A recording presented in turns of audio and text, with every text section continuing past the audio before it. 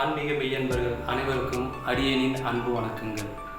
இந்த காணொலியில் நம்ம இன்னைக்கு என்ன பார்க்க போகிறோம் அப்படின்னாக்க, பிரதோஷம் என்றால் என்ன, பிரதோஷம் என்ற நாள் எப்படி உருவாச்சு அப்படின்றத பற்றி தான் பார்க்க போகிறோம். பிரதோஷம் என்பது நாம் செய்த பாவங்களை களைந்து மோட்சத்தை அடைய நாம் செய்யும் ஒரு வழிபாடு தான் பிரதோஷ வழிபாடு. அப்பேற்பட்ட அந்த பிரதோஷ வழிபாடு எப்படி உருவாச்சுன்னா, நரை, பிறை, திப்பு, பிணி ஆகியவற்றால் தேவர்கள் ரொம்ப துன்பப்பட்டு இருக்கும்போது தேவர்கள் சிவபெருமானிடம் கலக்காமல் தாமாகவே ஒரு முடிவெடுத்து பார்க்கடையில் அமுது கடையெல்லாம் முடிவெடுக்கிறாங்க. அப்படி அமுது கடையை ஒரு பெரிய நாகப்பாம்போட உதவியோட பார்க்கடலுக்கு போகிறாங்க. போயிட்டு ஒரு பாறையை கொண்டு பார்க்கடலை கடைய ஆரம்பிக்கிறாங்க.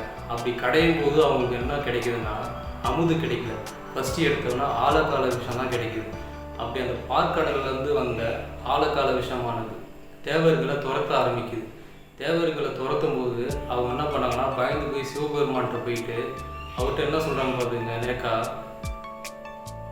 சிவபெருமானே, நாங்கள் தேவர்கள் அனைவரும் சேர்ந்து ஒரு விவசாயம் பண்ணலாம்னு முடிவு எடுத்தோம், விவசாயம் செஞ்சோம், அதில் கிடைச்ச பொருள் உங்களுக்கு தான் அப்படின்னு நாங்கள் எடுத்துகிட்டு வந்திருக்கோம் அப்படின்னு சொல்லி சிவபெருமான்கிட்ட கொடுக்குறாங்க.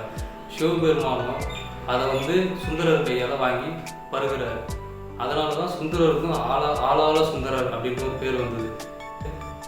அப்படி அந்த ஆளாள விஷயத்தை வாங்கி சிவபெருமான் பருகிட்டு நீங்கள் போய் உங்கள் வேலையை பார்க்கலாம் அப்படின்னு சொல்லி அனுப்பி விட்டுறாரு.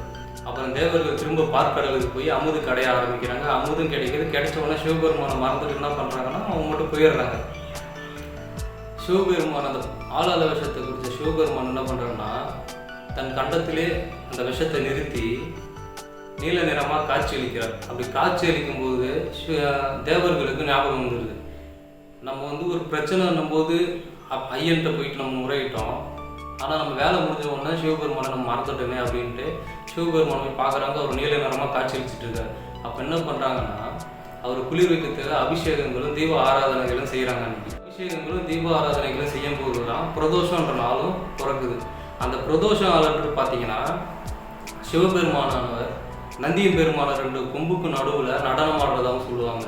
ஆகையினால பிரதோஷம் அன்னைக்கு மட்டுமல்லாமல் மற்ற எந்த நாளாக இருந்தாலும் சரி, பெருமானின் 2 கொம்புகளுக்கு நடுவில் சிவபெருமானையும் பார்வதி அம்மையாரையும் பார்த்து வணங்கினால் உங்களுக்கு நல்ல ஒரு நிலையும் மோட்சமும் கிடைக்கும். பிரதோஷ தினங்கள் பார்த்தோன்னா, ஒவ்வொரு பிரதோஷ தினமும் நீங்கள் உங்கள் அருகாமையில் இருக்க சிவாலயமாக இருந்தாலும் சரி, ஊரில் இருக்க மிகப்பெரிய பிரசித்தி பெற்ற சிவாலயங்கள், அந்த எந்த சிவாலயமாக இருந்தாலும் அங்கே போயிட்டு ஒவ்வொரு பிரதோஷ தினத்தையும் கண்டுகளிச்சிங்கன்னா உங்கள் நல்ல நிலையை அடைவீங்க.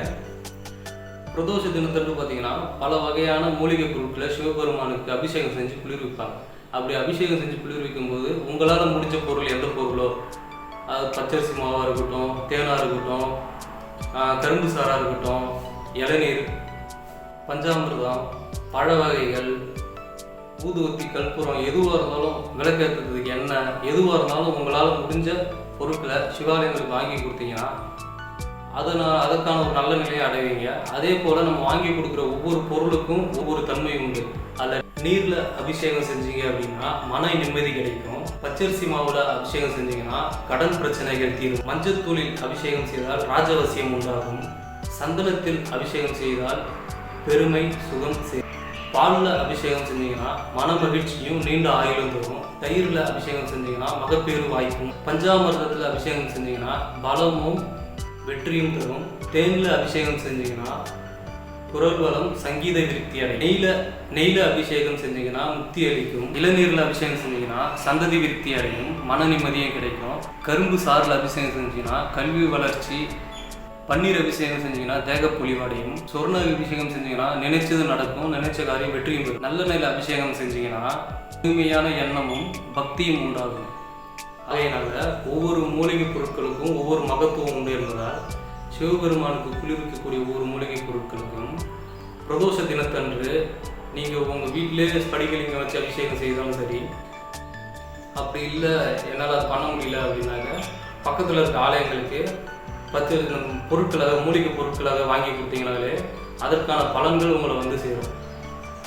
மேலும் இது போல ஆன்மீக தகவல்களை அறிய சொக்கநாதர் அபிஷியல் சேனலை சப்ஸ்கிரைப் செய்யும். திருச்சிற்றம்பலம்.